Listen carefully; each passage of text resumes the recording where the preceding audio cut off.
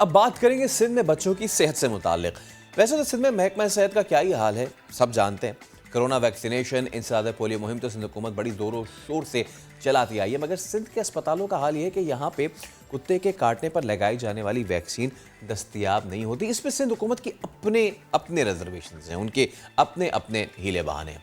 खसरा हो जाए, ग़िज़ाई क़िल्लत से बच्चों की अमवात हो जाए, इसके आदाद व शुमार तो एक अलग और खौफनाक तस्वीर पेश करते हैं। इन मौज़ूआत पर तो हम बात करते रहते हैं। पहले लेकिन एक और अहम मामला, सिंध में निमोनिया का शिकार होने वाले बच्चों के बारे में अब बात करें तो रवा साल यानी 2021 में एक दो नहीं, 400-500 भी नहीं, बल्कि 7,500 से ज्यादा बच्चे निमोनिया के बायस जिंदगी हार गए। महकमा सेहत सिंध का खुद ये कहना है कि इनमें से बेशतर बच्चों की उम्रें 5 साल से भी कम थी। सूबे में रवा साल निमोनिया से मुतासरा बच्चों की तादाद 27,000 से जायद रही, जिनमें 40% बच्चे शहरी जबकि 60% बच्चे देही इलाकों से ताल्लुक़ रखते हैं। यहाँ भी हैरत होगी आपको कि सिंध हुकूमत जो सेहत के मामले में हर रोज़ कोई ना कोई बयान देती है, ऐलान करती है, इक़दाम की नवीद सुनाती है, मगर निमोनिया का शिकार होने वाले बच्चों में से ज़्यादातर को निमोनिया की वैक्सीन लगाई नहीं जा सकी। बच्चों में निमोनिया की अलामात क्या होती हैं, इस बारे में माहिरीन सेहत कहते हैं कि सांस तेज़ चलती है, बुखार, मतली, जिस्म पर नीले धब्बे आ जाते हैं और खांसी होती है। अगर खुदा न खास्ता किसी बच्चे में ये अलामात नज़र आएँ तो फ़ौरन डॉक्टर से वो रुजू करें। तो इस सब पे हम बात करेंगे। हमारे साथ डॉक्टर हिरा मौजूद हैं। डॉक्टर साहब अस्सलाम वालेकुम, thank you so much for your time. सबसे पहले तो मुझे ये बताइए कि इतना लीथल है ये, और ख़ास तौर पे जो सिंध का जो ये रिकॉर्ड आया है कि ज़्यादातर बच्चे जो मरे हैं वो 5 साल से कम उम्र के हैं, उसमें ज़ाहिर सी बात है निमोनिया कितने एज के बच्चों के लिए ज़्यादा वल्नरेबल होता है, ये बताइए। वल्नरेबल ऑफ कोर्स ये अंडर एज, जैसे आपने अंडर 5 और इसको रिपोर्ट किया है और डब्ल्यूएचओ ने भी इसी एज ब्रैकेट को रिकॉर्ड किया है। इट इज़ बिकॉज कि ये एज ऐसी है कि जहाँ पे ऑर्गन्स आपके मैच्योर हो रहे होते हैं, आपके पास कोई कोलैटरल्स बने हुए नहीं होते जिसको आप सेफ्टी पैसेज कहते हैं, जो विद एज डेवलप होते हैं। इसके अलावा जो आपकी रूटीन इम्यूनाइजेशन है, जिसके अंदर अब ईपीआई ने जो है निमोनिया के वैक्सीन को डाल दिया है, मैंडेटरी कर दिया है, जो आपको वक्तन फ़वक्तन लग जानी चाहिए। 2 साल के अरसे से पहले पहले जो बच्चे की पैदाइश के शुरू के 2 साल होते हैं उसके अंदर लग जानी चाहिए, हम नहीं लगवा पाते। उसकी वजह से निमोनिया की जो मैनिफेस्टेशन है वो बहुत डेवास्टेटिंग हो जाती है, जो कि होनी नहीं चाहिए। अच्छा, डॉक्टर साहब, एक आम तासुर ये भी है कि ये जो निमोनिया है हमारे, क्योंकि हमारा मलबा तो ऑब्वियसली गवर्नमेंट पे गिरता है, but let's talk about parents now. और एक आम तासुर ये वालदैन में है कि जी ये निमोनिया हो गया तो ये फला झाड़ फूक कर दें तो ये खुद ही ये सारी चीज़ें ठीक हो जाएंगी, इसको इतना सीरियस नहीं लेते। तो इस पर आप क्या कहेंगी? अनफॉर्चुनेटली सारा मसला ही अवेयरनेस का है, क्योंकि अगर लोगों को अवेयरनेस हो तो ये बीमारी इतना हमें हिट भी ना करे। हाँ। झाड़ फूक की वजह से ही जो है बीमारी, जितना आप लेके आते हैं डॉक्टर के पास, उतना ही उस बीमारी को तशखीस करते करते संभालना ऑफ कोर्स वो उतना ही लेट होता चला जाता है। हमें अवेयरनेस की ज़रूरत है कि जो पैदाइशी टीकों का अमल है उसको मुकम्मल कराया जाए। अभी आपने जैसे अपने पैकेज में पोलियो की बात की, दूसरी वैक्सीनेशन की बात की कि you would be astonish to hear कि जब हम पोलियो मुहिम के लिए डोर टू डोर कैंपेन करते हैं कि लोग वहाँ पोलियो के रिफ्यूज़ल के साथ हमें ये तक बताते हैं कि हम तो हिफाजती टीके लगाते ही नहीं। हम तो और ये मैं अर्बन एरिया की बात कर रही हूँ, तो आप रूरल एरिया को क्या ही कहेंगे।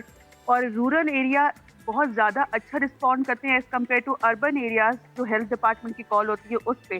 तो it is solely because of the lack of awareness जो हम इस तकलीफ से नबरदज़मा हो रहे हैं फ़िलहाल। अच्छा, डॉक्टर साहब, अब मैं ज़रा इस पे जानना चाहूँगा कि क्या हमारे पास, क्योंकि देखें बहुत ज़्यादा हमने पिछले दिनों भी बात की कि जी सख्त-गज़ीदगी के जो वाक़यात होते हैं, डॉग बाइट होते हैं, उसकी वैक्सीन नहीं है। अब गवर्नमेंट जो है प्रोविंशियल वो फेडरल पे डालती है, फेडरल जो है वो प्रोविंशियल पे डालती है। होता यह है कि बच्चा इसके बीच में रुल जाता है और मर जाता है। नाउ ये जो हमने स्टार्ट शेयर किए हैं कि इतने बच्चों को वैक्सीन मिली ही नहीं है, किसकी ज़िम्मेदारी है ये वैक्सीनेशन देना? अच्छा, आई टेल यू कि ये जो वैक्सीन है निमोनिया की, थर्ड वर्ल्ड कंट्रीज़ के अंदर और गरीब ममालिक के अंदर डब्ल्यूएचओ इसको स्पॉन्सर कर रहा है। तो ये एक बहुत ही मैं कहती हूँ कि इर्रेस्पॉन्सिबल स्टेटमेंट होगी कि वैक्सीन मिलती नहीं है। कि वर्किंग इन गवर्नमेंट और being part of health department, I would say कि वैक्सीन भी अवेलेबल है। हर गवर्नमेंट की ईपीआई सेंटर पे अवेलेबल है। और लोग अगर ना लगवाना चाहें तो इसमें हम बिल्कुल बेबस हो जाते हैं कि ज़ाहिर-सी बात है जब कैंपेन्स आती हैं हम तो डोर टू डोर भी जाते हैं।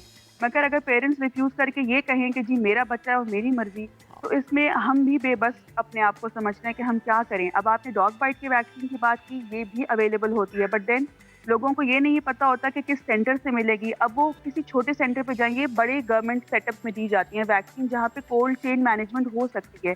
वैक्सीन को स्टोर करने का एक टेम्परेचर होता है, एक तरीका होता है, एक मैनेजमेंट पूरी कोल्ड चेन होती है। अब जिन छोटे सेटअप्स के अंदर ये अवेलेबल नहीं होती, इलेक्ट्रिसिटी बैकअप अवेलेबल नहीं होते, तो वहाँ हम ये वैक्सीन नहीं दे सकते क्योंकि ये बहुत ही कलील मिकदार में ऑलरेडी हमें मिल रही होती है और इसको स्टोर करना, इसको प्रिज़र्व करना ख़ासा ज़िम्मेदारी का काम है। इसलिए ये वैक्सीन हम कह सकते हैं कि लोगों को पता नहीं चलता कि जी कहाँ जाना है और कहाँ नहीं और एक आधा जो केस रिपोर्ट हो जाता है तो फिर वो लोग भी परेशान हो जाते हैं, उसके ऊपर पैनिक क्रिएट होता है कि जी वैक्सीन अवेलेबल नहीं थी। बट ये अवेलेबल होती है बड़े सेटअप्स के अंदर गवर्नमेंट। डॉक्टर साहबा, आप पर्सनली क्या समझती हैं, दुनिया कितनी आगे जा चुकी है कि अब ट्रांसप्लांट तो उससे भी मामला बहुत आगे जा चुके हैं, कॉर्निया और रेटिना की सर्जरी से भी मामला बहुत आगे जा चुके हैं, मेडिकल साइंस बहुत ज़्यादा तरक्की कर चुकी है। लेकिन जब हम देखते हैं हमारे मुल्क में, जहाँ पे आई एम सॉरी टू से बट लग्जरी आइटम्स इंपोर्ट करने के लिए तो पैसे हैं, बट सेहत पे इन्वेस्ट करने के लिए पैसे नहीं हैं। निमोनिया जैसी चीज़ जो कि शायद दुनिया में एग्जिस्ट तो करती है लेकिन इतना थ्रेटनिंग नहीं है, पोलियो जहाँ पूरी इस तरीके से इरेडिकेट हो चुका है, वी एज हेल्थ सिस्टम कहाँ पे फेलियर है हमारा, कहाँ पे हम फेल कर रहे हैं जो हम इतनी छोटी छोटी चीज़ों को एड्रेस नहीं कर पा रहे। हम डिपार्टमेंट ऑफ हेल्थ पूरा एड्रेस करता है मगर देखिए department of health can just give the recommendation, we can come forward with the vaccine in the team, but we can not challenge the rate of the state. या rate कायम करना या उसको इन्फोर्स करना थ्रू लॉ इन्फोर्समेंट एजेंसीज ये हुकूमत का काम है।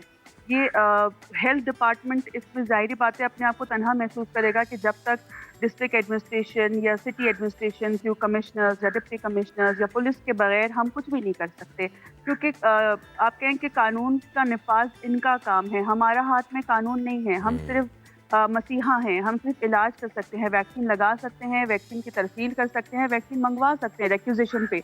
रिक्विजिशन भी हम गवर्नमेंट को ही देते हैं, तो we are stuck and bound through multiple arms और बस ये है कि जिस भी तरीके से हमें दरिया में भेज दिया जाता है, हम कोशिश करते हैं कि 100% अपने लोगों को फैसिलिटेट कर पाएँ।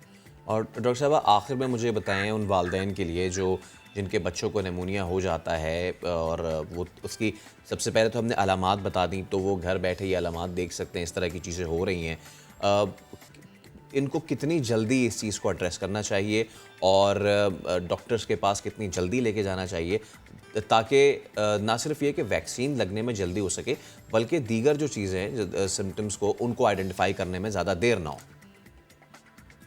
एज़ सून एज़ आप देखें, किसी भी सूरत हाल में बच्चे को जब भी फ़ीवर हो और शॉर्टनेस ऑफ ब्रेथ हो, fever associated with shortness of breath, it should be addressed on emergency basis क्योंकि फ़ीवर ऑलरेडी बॉडी का डिफेंस मैकेनिज़्म होता है फ़ीवर। फ़ीवर अगर बच्चे को हो रहा है दैट मीन्स कि something wrong is going on inside the body, ये वेयर एंड टेयर मैकेनिज़्म का रिएक्शन होता है फ़ीवर।